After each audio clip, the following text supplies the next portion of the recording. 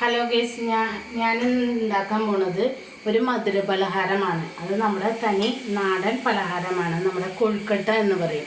അപ്പം അതുണ്ടാക്കാൻ വേണ്ടിയിട്ട് ഞാൻ ഈ കപ്പിൽ ഒരു 1.5 കപ്പ് നല്ല വറുത്ത അരിപ്പൊടിയും ഒരു പാത്രത്തിലേക്ക് ഇട്ട് വെച്ചിട്ടുണ്ട്. അതിനാവശ്യത്തിന് ഉപ്പിടണം. പിന്നെ അതിന് 1 ടീസ്പൂൺ വെളിച്ചെണ്ണ ഒഴിച്ച് നന്നായിട്ട് മിക്സ് ചെയ്ത് കൊടുക്കാം. അപ്പം ഞാനൊരു ചട്ടി അടുപ്പത്ത് വെച്ചിട്ടുണ്ട്.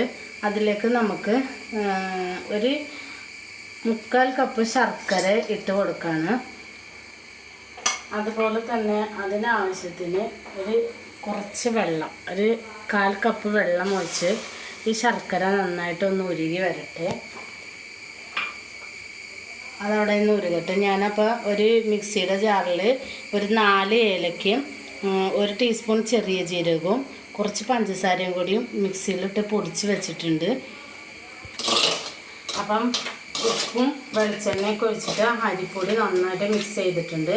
ഇനി നമുക്ക് ആവശ്യത്തിന് ഞാൻ വെള്ളം ഇടിയപ്പത്തിൻ്റെയൊക്കെ പാകത്തിന് ഞാൻ തിളപ്പിച്ച് വെച്ചിട്ടുണ്ട്. അപ്പോൾ അത് കുറച്ചായിട്ട് നമുക്ക് ഒഴിച്ച് കൊടുക്കാം.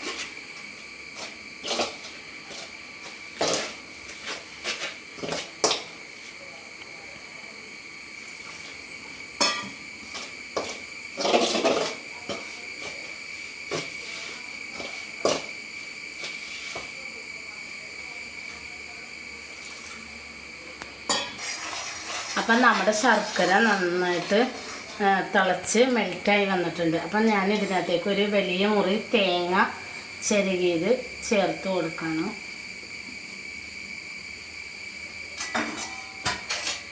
അതുപോലെ തന്നെ ജീരകവും പഞ്ചസാരയും ഏലക്കയും പൊടിച്ചത് ഞാൻ ഇട്ട് കൊടുത്തിട്ടുണ്ട്.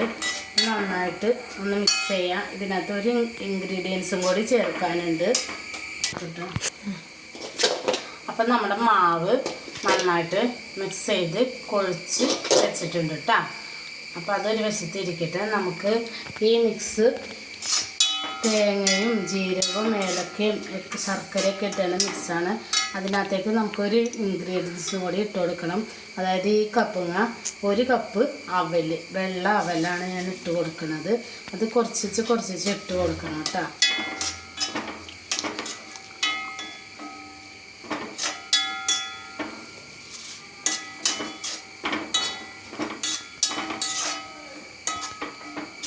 അവലും ഇട്ട് കൊടുത്ത് നന്നായിട്ട് ഈ ശർക്കര ഈ അവലിലും തേങ്ങയിലൊക്കെ പിടിച്ച് വെള്ളമൊക്കെ വറ്റി നന്നായിട്ട് വരട്ടെ. അതുവരെ നമുക്ക് വെയിറ്റ് ചെയ്യാം. അപ്പം നമ്മുടെ മിക്സിയിൽ നന്നായിട്ട് ശർക്കര അവലിലും തേങ്ങയിലൊക്കെ നന്നായിട്ട് ശർക്കര പിടിച്ചിട്ടുണ്ട്. അപ്പം നമുക്ക് ഇത് ഇറക്കി വയ്ക്കാം. ഇറക്കി വെച്ചിട്ട് നമുക്ക് അപ്പം നമുക്ക് നമ്മൾ മിക്സ് ഇറക്കി വെച്ചിട്ടുണ്ട്. അത് കഴിഞ്ഞിട്ട് നമുക്കൊരു ഇഡ്ഡലിത്തട്ട് ഞാൻ അടുപ്പത്ത് വെച്ചിട്ടുണ്ട്. അപ്പം നമുക്കിനി ഉണ്ടാക്കി തുടങ്ങിയാലോ.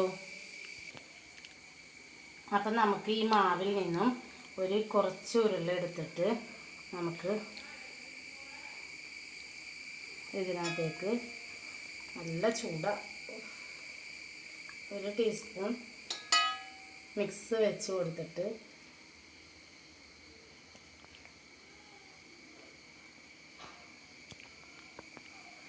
നന്നായിട്ട് നമുക്കിത് ഉരുട്ടി വയ്ക്കാം.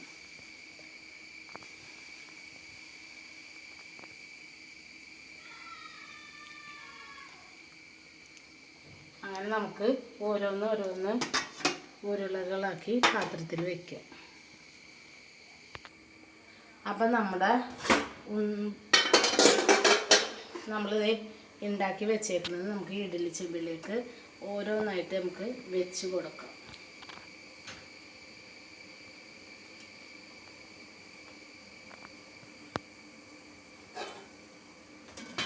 ഇനി ഒരു 15 മിനിറ്റ് ആവിയിൽ നിന്നൊന്ന് വേവട്ടെ. എന്നിട്ട് നമുക്ക് എടുക്കാം.